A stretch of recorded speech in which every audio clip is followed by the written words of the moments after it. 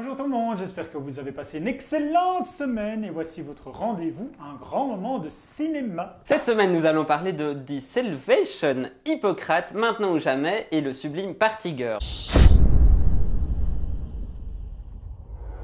Bonjour Nicolas, Bonjour Emma. comment vas-tu? Fort bien.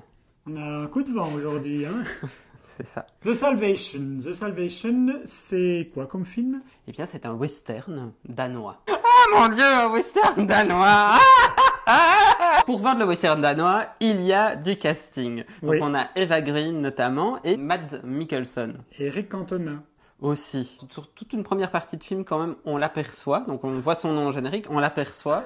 On se dit, mais si c'est pour le prendre comme figurant, on peut en prendre d'autres personnes, ça doit coûter moins cher. Moi, quand même. mais c'est pour que Un les second plan. Français viennent voir le film. Oui, sans doute. Est-ce qu'il faut aller voir The Salvation? Je ne sais pas s'il faut aller voir de Salvation. C'est un western en soi relativement classique, qui ne renouvelle pas le genre. Est-ce qu'on s'y amuse? Moi, je m'y ennuie, mais je suis pas un fan du genre. Ce qui est assez impressionnant, c'est tout le travail au niveau visuel, à un point tel qu'on a l'impression que par moment, on est dans un film d'animation. Bon, moyen.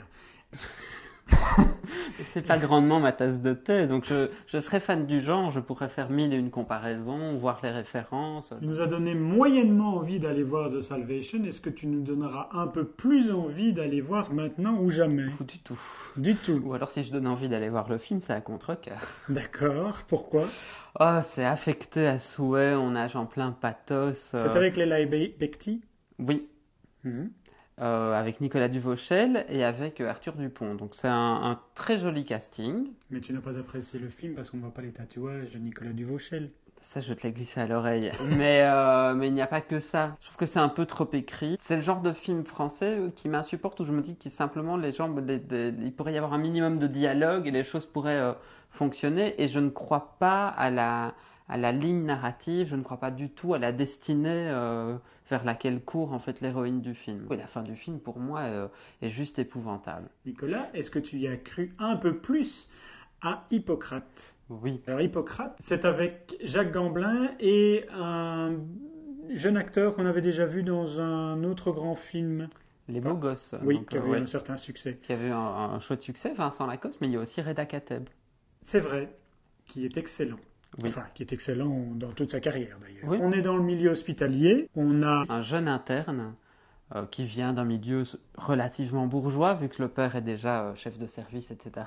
Et puis Reda qui joue. alors Reda lui- Kateb, qui lui est un interne étranger. Donc on est confronté en fait à la réalité d'un service interne en France, Mhm. à la réalité des hôpitaux, une réalité où certains sont encore étudiants pour devenir médecins et où d'autres sont déjà médecins dans leur pays, mais pour avoir une équivalence et un C'est ça. droit de travail dans le domaine en France, doivent en fait quelque part reprendre des études Mhm. alors qu'ils sont déjà qualifiés. Mhm. Ça devient une vraie photographie du milieu hospitalier. C'est très juste. Maintenant, je pense que quand on rentre plus dans le côté narratif autour du protagoniste, ça fonctionne peut-être un peu moins bien. La mise en scène est très simple et très belle, très efficace aussi.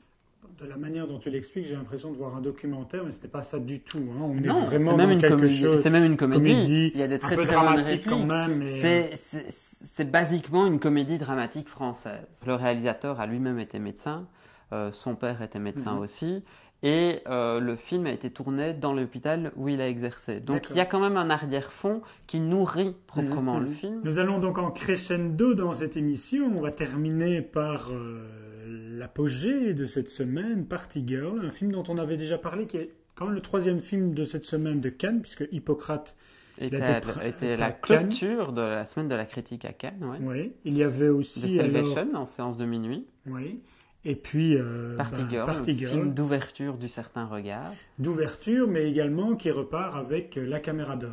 Oui. Une mention aussi tant à la Cuir Palme qu'au certain regard, et qui, oui, repart avec La Caméra d'Or, donc le meilleur premier film. Oui, alors c'est un film tout à fait étonnant parce que on a ici un fils qui filme sa mère qui a une vie Singulière. singulière. Ouais. Oui, on a, ils sont trois réalisateurs. Mhm. Un des trois, donc il y a un des trois réalisateurs, Samuel L. Tace, filme sa propre mère, une ancienne entraîneuse, et donc à 65 ans, elle accepte la proposition d'un client et elle décide de tout quitter et de l'épouser. On est pleinement dans la fiction, Mais en même temps, on a toutes des incursions documentaires. La protagoniste joue son propre rôle, ses enfants jouent leur propre rôle. On a aussi 3 regards.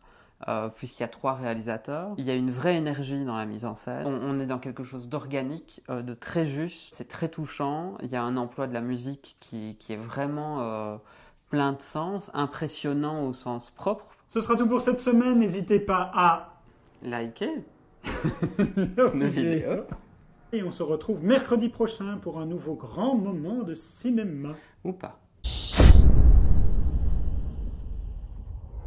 Sais-tu quelle est la couleur à la mode des bobos écolos? Je dirais même des bobos écolos bio. Du tout. J'ai fait un sondage l'autre jour avec un ami. On était dans un endroit où il n'y avait que ça. Et ils avaient tous des pulls ou des t-shirts moutarde. Ah ben ils sont en retard d'une guerre. Hein. Il y a au moins 2 saisons.